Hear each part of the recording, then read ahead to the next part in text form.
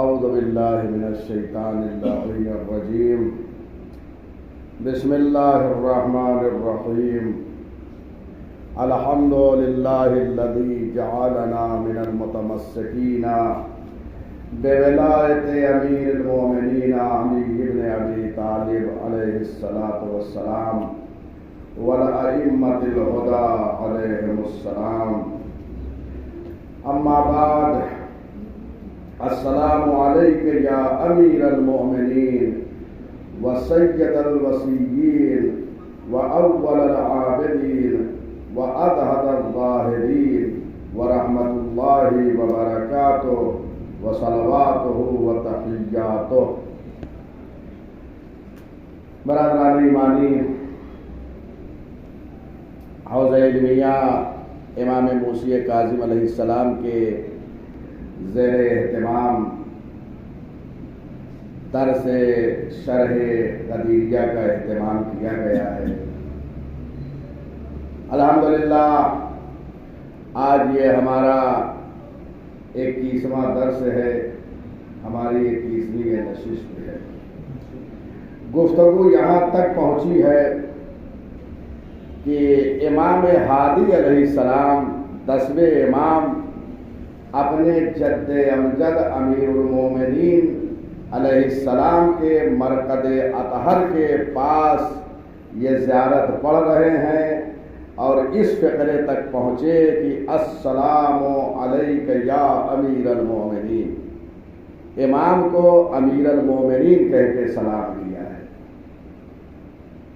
یہ امیر المومنین حضرت علی مرتضی شیر خدا کا لقب ہے. کسی اور کے لیے یہ جائز نہیں ہے لقب. کسی اور کو امیر المومنین نہیں کہہ سکتے. امیر المومنین جو تنہا لقب ہے وہ حضرت علی بن ابی طالب علیہ السلام کا ہے. کسی اور کو یہ لقب نہیں دے سکتے.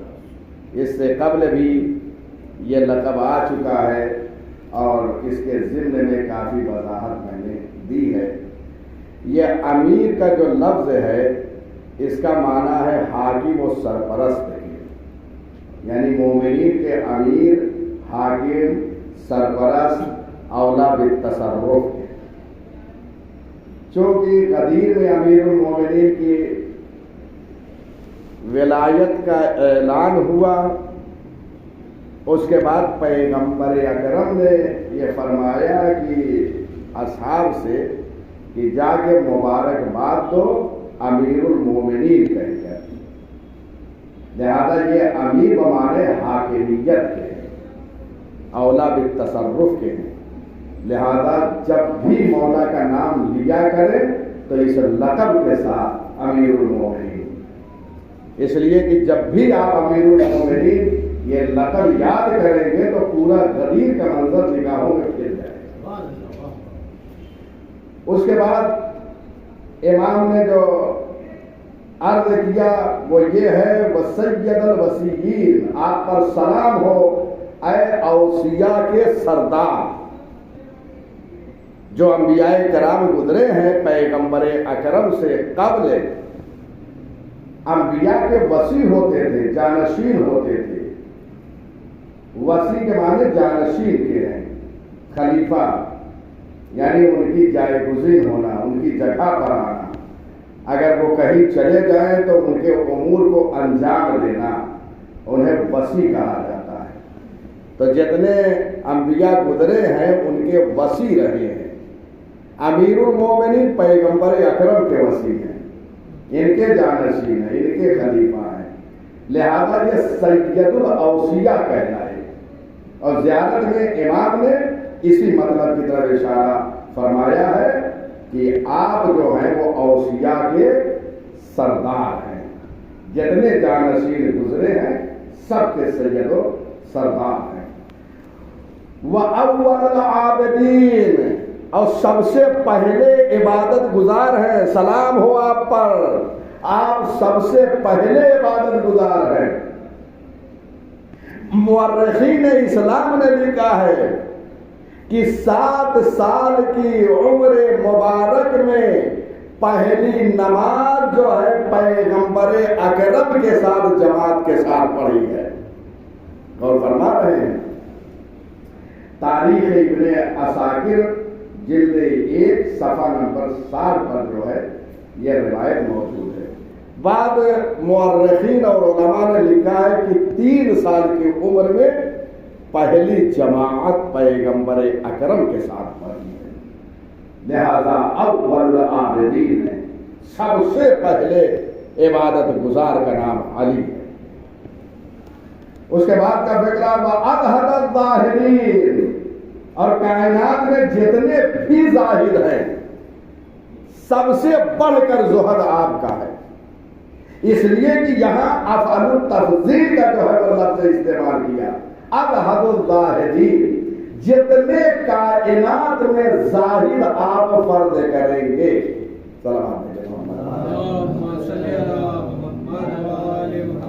جتنے کائنات میں ظاہر آپ فرض کریں گے. امیر المومنین اذہب ہیں، سب سے بالا ہیں، ان سے بڑا زہد کسی کا نہیں ہے. اچھا زہد کیسے کسے ہیں؟ ہم صرف یہ سن لیتے ہیں کہ زہد کے معنی پارسائی کے ہیں، بس ہو گیا. زہد کا جو معنی کیا جاتا ہے وہ پارسائی کے کیا جاتا ہے، پارسا ہے. تو کیا یہی معنی؟ نہیں، معنی یہ ہے جو کچھ مال دنیا سے مل جائے اس پر خوش نہ ہو اور جو نہ ملے اس پر افسوس نہ کرو، اسے زہد کہتے ہیں. ملاحظہ فرما رہے ہیں؟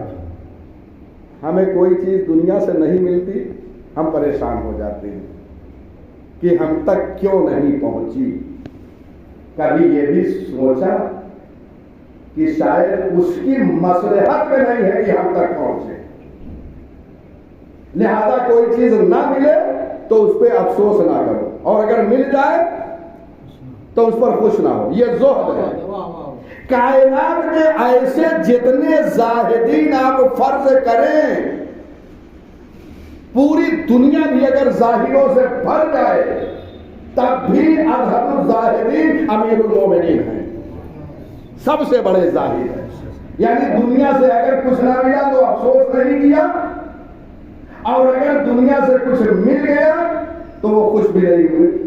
لہذا جو حالت امیر المومنین کی حکومت ملنے سے پہلے تھی، جب حکومت مل گئی تو وہی حالت رہی ہے.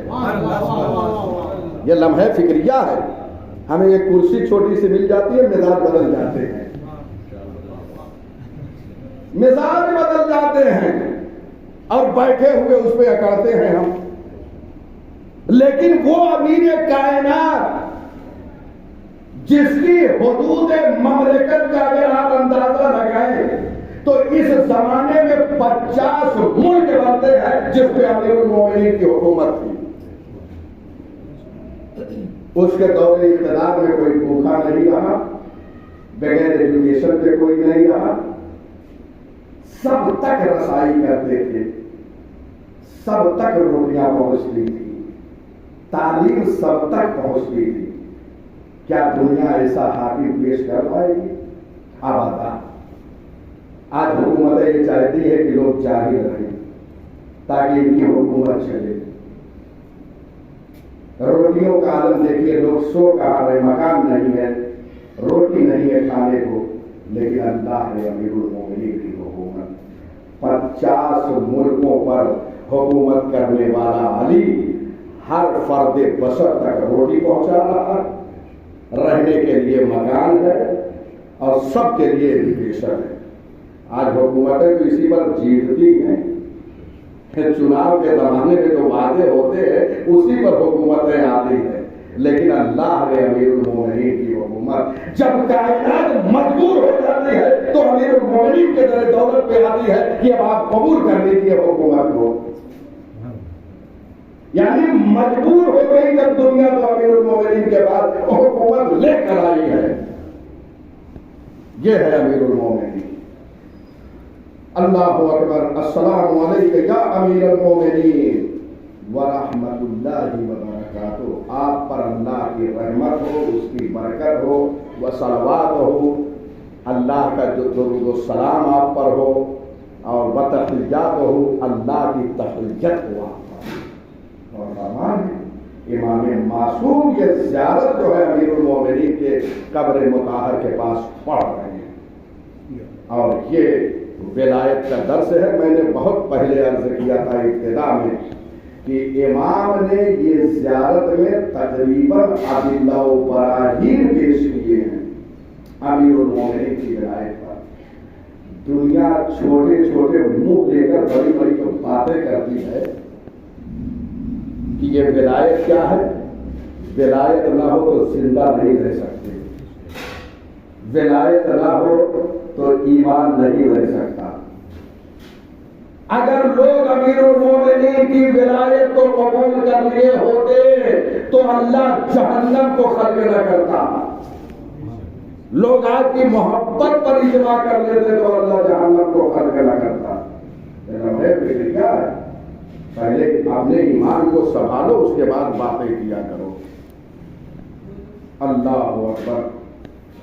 اس کے بعد کا فقرہ ہے جو زیارت میں ہے، انتا مطعم الطعام علی حبہ مسکینا و یتیما و اسیرا لوجہ اللہ لا ترید منہم جزاء ولا شکورا۔ یہ زیارت کے فقرات ہیں۔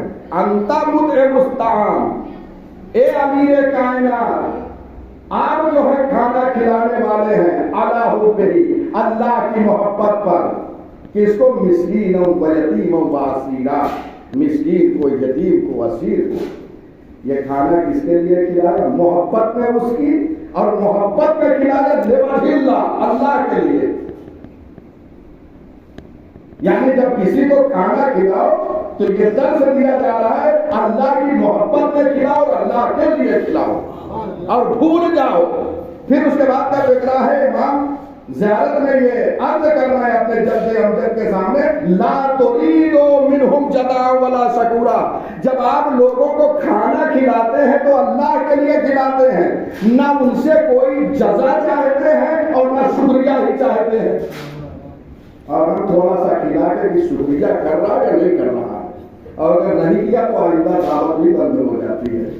غور فرما رہے ہیں، یہ اہل بیت علیہ السلام کا خطاب ہے۔ یہ زیارت کے فقرات جو ہے یہ قرآن مجید کے سورہ دہر، سورہ انسان، سورہ حلقہ 3 نام ہے، وہاں سے یہ فقرات امام نے زیارت میں داخل فرمائے۔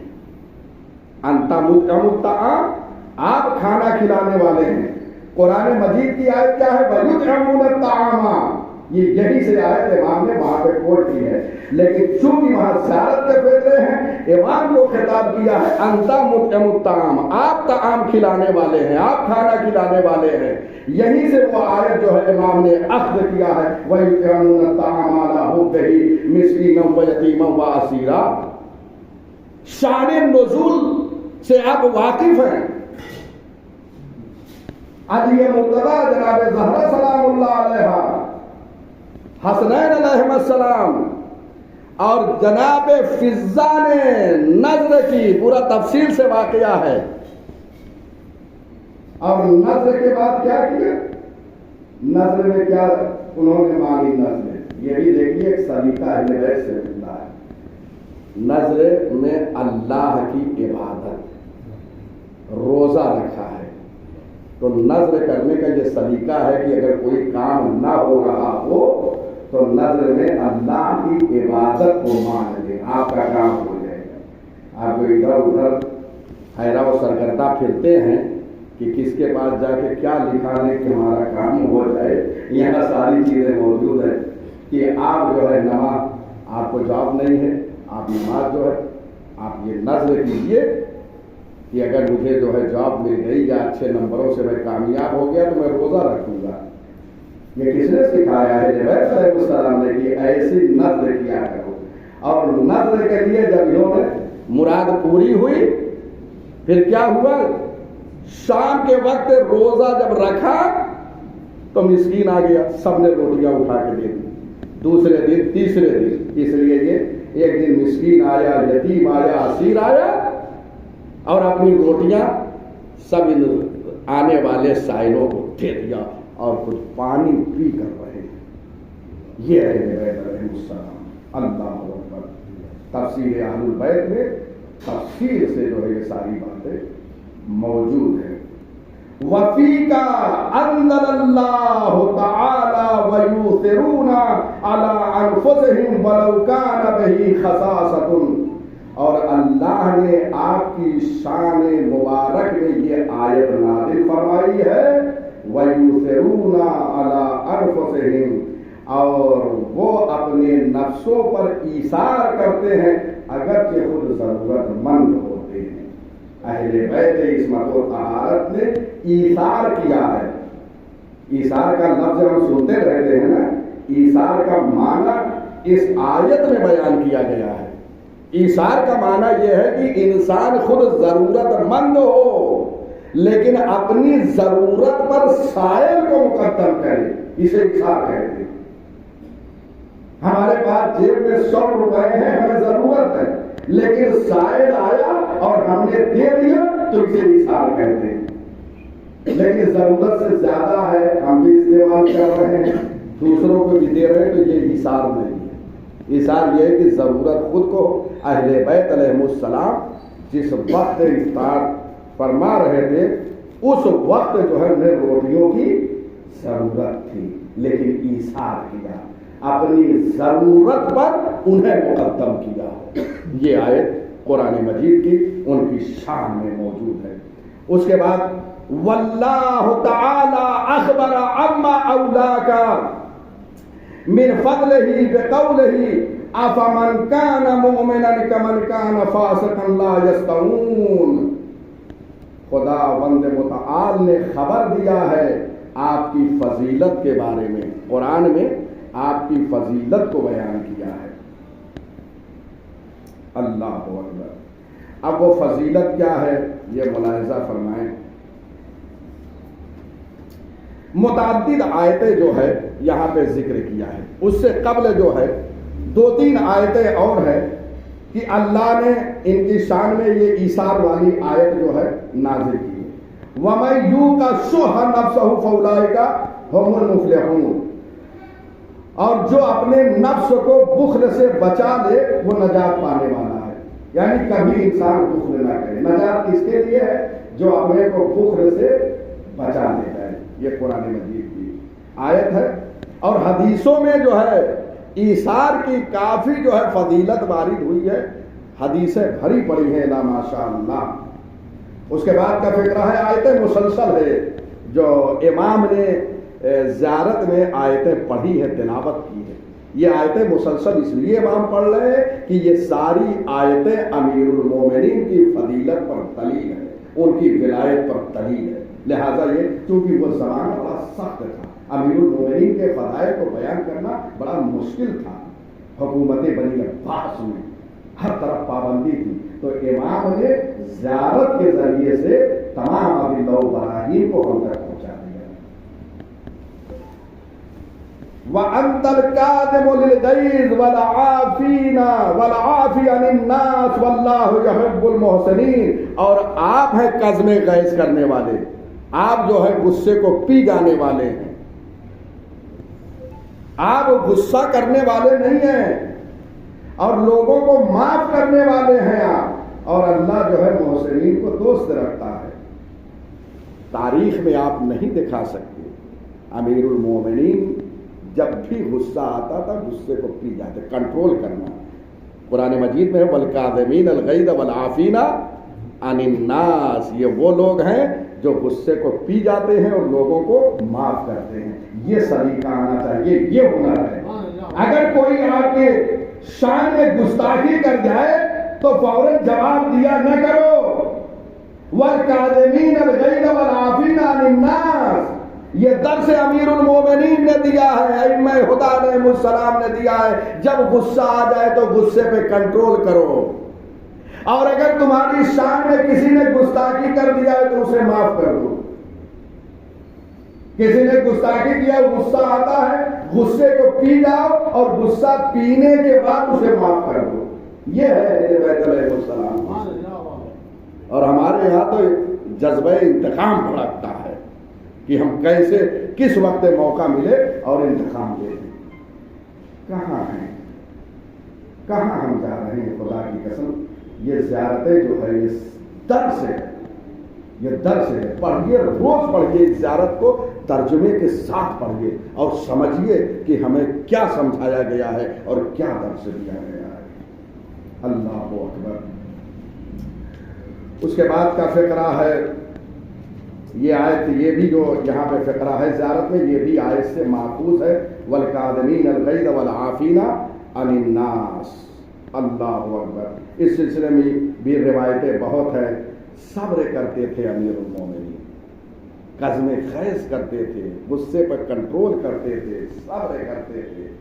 کتنی گستاخیاں لوگ کرتے تھے لیکن آپ صبر کرتے تھے. یہاں تک کہ سب کچھ ہو گیا، صبر کیا. 25 سال تک گوشہ نشین رہے امیر المومنین، آپ نے صبر کیا. یہاں تک کہ خطبہ شکشکیہ میں مولا کے صبر کی یہ علامت موجود ہے. خدا فرماتے ہیں صبر تو فی العین قضا و فی الحلق سجا. میں نے صبر کیا اس عالم میں کہ میرے گلے میں ایک ہڈی پھنسی ہوئی تھی اور میرے آنکھ میں خس و خاشاک تھی. آپ نے دیکھا ہوگا کہ کبھی آنکھ میں تنکا چلا جاتا ہے تو کیا کیفیت ہوتی ہے، یا حلق میں آپ کے ایک کانٹا پھنس جائے انسان تڑپتا ہے. ایک چیز یہاں حلق میں ہڈی پھنس جائے یا تنہا یہاں خس و خاشاک. اب اگر دونوں چیز آ جائے، کوئی ایسا انسان ہو کہ خس و خاشاک بھی ہو اور ہڈی بھی ہو، کتنی دیر آپ تحمل کر پائیں گے یہ دونوں چیزوں کے ساتھ؟ چند لمحے بھی آپ نہیں تحمل کر سکتے. امیر المومنین نے اس عالم میں 25 سال تک صبر کیا. 25 سال تک. یہ اسی مطلب کی طرف اشارہ ہے. اللہ اکبر. ہے یہ زیارت میں یہ صبر کی جو قزم غیظ اور صبر. وَأَنْتَ الصَّابِرُ فِي الْبَأْسَاءِ وَالضَّرَّاءِ وَحِينَ الْبَأْسِ. آپ نے صبر کیا سختیوں میں، مصیبتوں میں. وحین الباس، جب جنگ کی شدت ہوتی تھی تو میدان جنگ میں بھی صبر فرماتے تھے. یہ حالت تھا. وَأَنْتَ الْقَاسِمُ فِي السَّوِيَّةِ وَالْعَادِلُ فِي الرَّعِيَّةِ. اور آپ ہر چیز کو برابر تقسیم کرتے تھے، مساوی. غور فرما رہے ہیں؟ یہ تقسیم میں بھی عدالت امیر المومنین، مساوات کو ملاحظہ فرمایا. بیت المال جو تقسیم ہوتا تھا برابر، اور آج چہرے دیکھ دیکھ کے جو تقسیم ہو رہے ہیں. ایک ہم چھوٹی سی چیز تقسیم کرنے کو ہمیں مل جائے. میں اپنی بات کر رہا ہوں، میں دوسروں پر خدا نہ کرتا میں کسی کو مورد الزام نہیں ٹھہرا. میں اپنی بات، کیونکہ ابھی اس منزل پہ میں نہیں پہنچا ہوں عرفان کی. اگر مجھے ایک چیز مل جائے تو میں بھی چہرہ دیکھوں گا کون اپنا خاص ہے، اس کو ایک خاص قسم کا راشن دوں گا اور کون میرا نہیں. قربان جاؤں امیر المومنین کے، قربان جاؤں. کہاں ہے دنیا؟ کیوں نہیں یہ سب جملوں پہ غور و فکر کرتی دنیا؟ کیوں نہیں امیر المومنین کے کلام پہ ان کے دل کو خوش کرو. خدا کی قسم ان کو ناراض نہ کرو. یہ ساری چیزوں پر عمل کرو. یہ عمل کے لیے ہے. جانتے ہو اس طریقے سے بیت المال کو تقسیم کرتے تھے کہ سب کو برابر برابر کا ایک حصہ. سگا بھائی بھی اگر زیادہ سوال کرتا تھا تو نہیں دیتے تھے. یہ امیر المومنین. والعادل فی الرعیہ، اپنی رعیت میں جو ہے وہ کیا کرتے تھے؟ عدالت سے کام لیتے تھے. عادل تھے، امام میں عادل، عدالت سے کام ہوتا تھا. عدالت کا عالم جانتے ہیں؟ جارج جردان ایک مسیحی رائٹر گزرا ہے، عالم، ابھی کچھ زمانے پہلے انتقال ہوا ہے. لبنان کے رہنے والے جارج جردان، مسیحی عالم. کتاب لکھی ہے الامام علی صوت العدالت الانسانیہ. امام علی عدالت انسانی کی آواز کا نام ہے. یہ کتاب لکھی. انہوں نے یہ جملہ لکھا ہے امیر المومنین کی عدالت کے لیے. آپ سماعت فرمائیں. کہ قتل علی علیہ السلام فی محراب عبادتہ لشدت عدل، امیر المومنین اپنی شدت عدالت کی بنیاد پر محراب عبادت میں شہید کیے گئے ہیں۔ یہ فقرہ ہے، ایک مسیحی کہہ رہا ہے، ایک غیر مسلم کہہ رہا ہے، ایک نان مسلم کا یہ فقرہ ہے کہ امیر المومنین اپنی عدالت کی بنیاد پر شہید کیے گئے۔ آج ذہنوں میں جب بھی عدالت کا تصور ہوتا ہے تو فوراً ذہن میں ایک نام ابھرتا ہے علی۔ غور فرمائیں، یعنی عدالت علی سے اتنی وابستہ ہو گئی کہ جب ذہن و دل میں تصور ہوتا ہے عدالت کا تو علی یاد آتے ہیں، جیسے حریت کا اگر تصور ہوتا ہے تو حسین یاد آتے ہیں، اب صداقت کا تصور ہوتا ہے تو صدیقہ کبریٰ فاطمہ زہرا سلام اللہ علیہا کا نقش ذہنوں بنتا ہے۔ یہ ہے اللہ اکبر، یہ عالم مسیحی ہے جو یہ فقرہ کہہ رہا ہے۔ والعالم، اب یہ زیارت کا فقرہ ہے، والعالم بحدود اللہ من جمیع البریہ، اور اللہ کے حدود و مقررات و قوانین کے عالم تھے، من جمیع البریہ، تمام بریہ یعنی جتنی مخلوقات ہیں سب سے زیادہ اللہ کے قوانین کے عالم تھے، سب کچھ امیر المومنین جانتے ہیں، اللہ کے حدود کو، اللہ کے قوانین کو، کسی کے نیاز مند نہیں تھے امیر المومنین، کسی مسئلے میں کسی کے محتاج نہیں تھے، بے نیاز تھے۔ خلیل نہدی کا یہ فقرہ ہے کہ انہوں نے امیر المومنین کے سلسلے میں یہ فقرہ ارشاد کیا ہے، استغناءہ عن الکل و احتیاج الکل الیہ دلیل علی انہ امام الکل۔ علی کا کائنات سے بے نیاز ہونا، جملہ سنیے گا جو دے رہا ہوں، علی کا کائنات سے بے نیاز ہونا اور پوری کائنات کا علی کی طرف محتاج ہونا اس بات کی دلیل ہے کہ علی کائنات کا امام ہے۔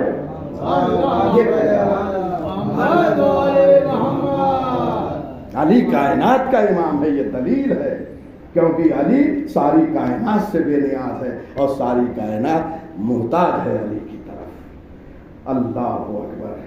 اس کے بعد کا یہ آیت جو میں نے اس سے قبل جو ہے آپ کی خدمت میں پیش کر دی تھی، واللہ تعالی، تمام کر رہا ہوں، اخبر اما اولاک من فضلہ بقولہ، اور خدا و بند عز و جل نے خبر دیا لوگوں کو آپ کی فضیلت کے بارے میں قرآن مجید میں، افمن کان مومنا کمن کان فاسقا لا یستوون، کیا مومن اور فاسق دونوں برابر ہو سکتے ہیں؟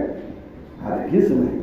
یہ قرآن سوال کر رہا ہے لوگوں سے، کیا مومن اور فاسق برابر ہو سکتے ہیں؟ ہرگز نہیں۔ اس آیت کریمہ میں یہ آیت جو نازل ہوئی ہے وہ امیر المومنین علی ابن ابی طالب علیہ السلام اور ولید ابن عقبہ کے لیے، مومن امیر المومنین اور فاسق جو ہے وہ ولید ابن عقبہ ہے۔ ولید ابن عقبہ کون تھا؟ جو فاسق تھا۔ ولید ابن عقبہ کو پیغمبر اکرم نے زکوٰۃ کی وصولی کے لیے بھیجا قبیلہ بنی مستلق کی طرف۔ ایک قبیلہ تھا قبیلہ بنی مستلق، یہ تمام کرو بہت اہم جملہ ہے۔ پیغمبر اکرم نے روانہ کیا زکوٰۃ کے لیے، خراج کے لیے۔ ولید ابن عقبہ جاتا ہے اور راستے ہی سے پلٹ آتا ہے۔ دیکھو کسی منزل پہ جب پہنچ جاؤ نا تو اپنے سفیروں پہ نظر رکھا کرو، نمائندوں تک، کہ وہ وہاں تک پہنچا بھی یا نہیں۔ ولید ابن عقبہ جو ہے قبیلہ بنی مستلق تک نہیں پہنچا، راستے ہی سے واپس ہو گیا خوف کی وجہ سے، اور آ کے پیغمبر سے کہا یا رسول اللہ قبیلہ بنی مستلق نے جو ہے وہ زکوٰۃ نہیں دی ہے۔ اور ہمارے یہ سب واقعات جو تاریخ میں موجود ہیں یا یہ آیتوں کی شان نزول میں جو واقعات بیان کیے گئے ہیں، غور و فکر کیا کرو کہ یہ واقعات جو یوں ہی نہیں نقلے ہوئے ہیں۔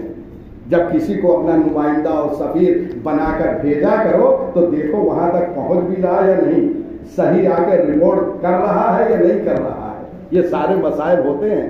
یاد رکھو جب کسی منزل پہ پہنچو تو نظریں یہاں تک. چنانچہ وہ نصف راستے سے واپس آ گیا اور آن کر پیغمبر سے کہہ دیا کہ لوگوں نے زکات نہیں دیا اور مجھے ڈرایا بھی, قتل کی دھمکی دیا. کبھی دھمکی نہیں ہوتی ہے اور لوگ کہہ دیتے دھمکی دی گئی, اور کبھی دھمکی ملتی ہے تو خاموش ہو جاتے ہیں. بڑے مسائل ہیں, یہ سارے چیزیں جو ہے تاریخ میں موجود ہے. بہرحال اس کے بعد پیغمبر اکرم کو جب ولید نے آ کر خبر دی تو پیغمبر نے ایک وفد روانہ کیا قبیلے بنی مستلق کی طرف کہ جاؤ اس کی تم جانچ کرو آخر واقعہ کیا ہے. یعنی تنہا اگر آگے کوئی ایسی خبر دے دے تو وفد روانہ کرو واقعے کی تحقیق کے لیے. چنانچہ وہ وفد گیا اور ادھر سے قبیلے بنی مستلق کا سردار واپس آ رہا ہے پیغمبر اکرم کی طرف, اور وہ اس لیے آ رہا ہے کہ آن کر پیغمبر سے یہ کہے کہ یا رسول اللہ آپ نے زکات کے لیے کسی کو نہیں بھیجا, آپ نے کسی کو بھیجا نہیں, ہمارے پاس زکات آمادہ ہے کہ ہم زکات دیں. ادھر ولید نے کیا کہا, انہوں نے زکات نہیں دیا جبکہ نصف راستے سے واپس ہو گیا. اور ادھر سردار جو ہے, سردار کی ملاقات ہوئی پیغمبر کے اس وفد سے جو بھیجا تھا تحقیق کے لیے. جب ملاقات ہوئی تو اس وفد سے کہا کہ پیغمبر نے کسی کو زکات کے لیے اور خراج کے لیے بھیجا نہیں. بہرحال یہ پیغمبر اکرم کی خدمت میں آئے اور اس کے بعد واقعے کو بیان کیا. جانتے ولید نے جھوٹ کہا, وہاں تک گیا نہیں, آن کر کہہ دیا زکات نہیں دیا. اس کے بعد یہ آیت نازل ہوئی, یا ایھا الذین, مومنین سے خطاب ہے, سماعت فرمائیں, یا ایھا الذین آمنوا ان جاءکم فاسق بنبأ فتبینوا. اے صاحبان ایمان, اگر کوئی فاسق آ کر تمہیں خبر دے دے تو اس خبر کی چھان بین کیا کرو, کیا یہ صحیح کہہ رہا ہے یا نہیں کہہ رہا ہے. کیوں؟ اس لیے کہ اگر یہ بات غلط ہوتی تو ممکن ہے اگر یہ بات جو آ کر ولید نے کہی اگر تحقیق نہ ہوئی ہوتی اور لوگ آمادہ جنگ ہو جاتے تو خون خرابہ ہو جاتا. لیکن پیغمبر اکرم نے تحقیق کروائی تو معلوم ہوا کہ ولید نے جھوٹ کہا ہے اور یہ آیت نازل ہوئی. تمام صاحبان ایمان کو خطاب کر کے پروردگار یہ کہہ رہا ہے کہ دیکھو جب کوئی فاسق جھوٹا انسان خبر لے کر آئے تو اس خبر کی تحقیق کیا کرو. کسی زمانے میں کوئی بھی جھوٹا خبر دے تو اسے تسلیم نہ کرو. یہی وجہ تھی کہ اسی جھوٹ پر نہ جانے کتنی حکومتیں چلی ہیں, کتنی حکومتیں گزر گئی. لیکن کائنات میں رسول کی بیٹی جو صدیقہ کبریٰ تھی, زمانے والوں نے اس بیوی کا حق غصب کر دیا, فدق کو لے لیا, امیر المومنین کی حکومت کو غصب کر دیا. صدیقہ طاہرہ آواز دے رہی تھی میرے بابا نے فدق مجھے دے دیا ہے. کتنا ظلم ہوا خدا کی قسم بیان نہیں کیا جا سکتا. مدینۃ الرسول میں جو ظلم کی ابتدا ہوئی ہے تو اس کا اثر جانتے ہو, اس کا اثر جانتے ہو کیا ہوا ہے؟ مدینے میں زہرا کے در کو جلایا گیا. اور یہ جو ظلم کی بنیاد یہاں رکھی گئی, زہرا کا در جلتا رہا, مدینے والے دیکھتے رہے. یہاں پہ یہ ابتدا ہوئی, لیکن جب یہ آگ کربلا میں پہنچی ہے نا تو دشمنوں نے حسین کے خیموں کو جلا دیا. عالم کیا ہے, ایک خیمہ جلتا بیویاں دوسرے خیمے میں جاتی تھی, دوسرا خیمہ جلتا بیویاں تیسرے خیمے میں. ارے جب سید سجاد کے خیمے میں ساری بیویاں جمع ہو گئی, اب کوئی خیمہ نہیں ہے. امام وقت سے زینب کبریٰ نے کہا, اے امام وقت اب آپ بتائیے ہم جل کر مر جائیں یا باہر نکل جائیں. اجرکم اللہ. ایک مرتبہ سید سجاد نے کہا پھوپھی اماں آپ باہر نکلیے. لو عزادارو سب باہر نکل گئے. ایک سید سجاد بیماری کے حالت ہے. زینب اپنے بھتیجے کو خیمے سے نکال رہی ہے. ارے کیسے نکالا؟ لو سن لو جملہ, ایسے اٹھا کر لے کر زینب اولیاء مقام اپنے بھتیجے کو لے کر چلی ہے جیسے حسین شہادت علی اکبر کے بعد اکبر کا لاش اجرکم علی اللہ. ہاں رابعہ یہ مدینے میں ظلم کی ابتدا ہے. یہاں علی کے گلے میں رسی کا پھندا ڈالا گیا. مدینے والے دیکھتے رہے. ایک شہزادی کہتی رہی خلو ابو الحسن کو چھوڑ دو ورنہ اپنے سر کے بال کو بکھرا دوں گی. ارے یہ سننا تھا.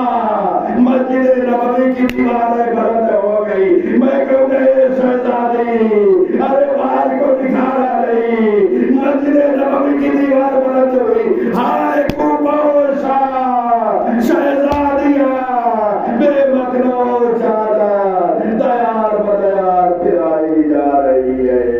مرادی کی رضا ہے. آل محمد اسیر ہو کر آئے ہیں.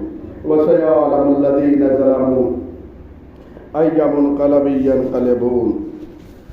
ربنا تقبل منا انك انت السميع العليم بحق محمد وآلہ الطاہرین.